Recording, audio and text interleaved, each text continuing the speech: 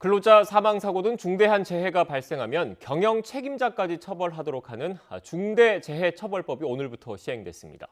광주 아파트 외벽 붕괴 같은 대형 참사를 막겠다는 취지인데 앞으로 비슷한 사고가 날 경우 원청업체의 경영진도 모두 처벌받게 됩니다. 강희경 기자입니다.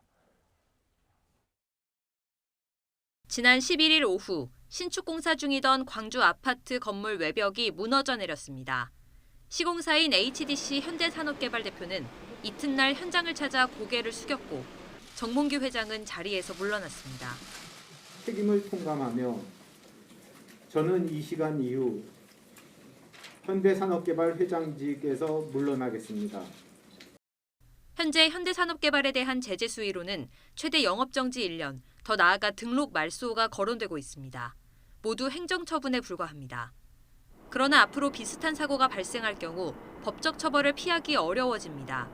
가장 윗선, 즉 경영 책임자까지 처벌하도록 하는 중대재해처벌법이 오늘부터 시행됐기 때문입니다.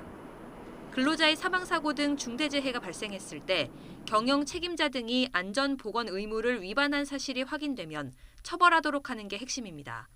사망자가 1명 이상 발생한 경우, 같은 사고로 부상자가 2명 넘게 발생한 경우 등이 중대산업재해로 분류됩니다. 광주 참사가 법 시행 이후 발생했다면 수사 결과에 따라 하청업체뿐 아니라 현대산업개발 경영진까지 처벌 대상이 되는 겁니다. 특히 사망사고는 1년 이상의 징역형이 가능한데 법정형의 하한이 설정된 건 그만큼 강하게 처벌하겠다는 의지가 반영된 것으로 풀이됩니다. 징역 1년 이상이라는 것은 형법상으로 최고형이 징역 30년까지 선고할 수가 있다는 것이고, 그 5년 내에 또 재범을 하게 되면 2분의 1까지 가중하도록 하는 규정이 있기 때문에.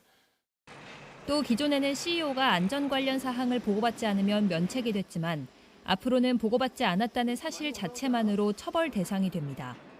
상시 근로자 5인 이상 사업장이 적용 대상인데 50인 미만 사업장엔 유예 기간을 두고 오는 24년 1월 27일부터 적용됩니다.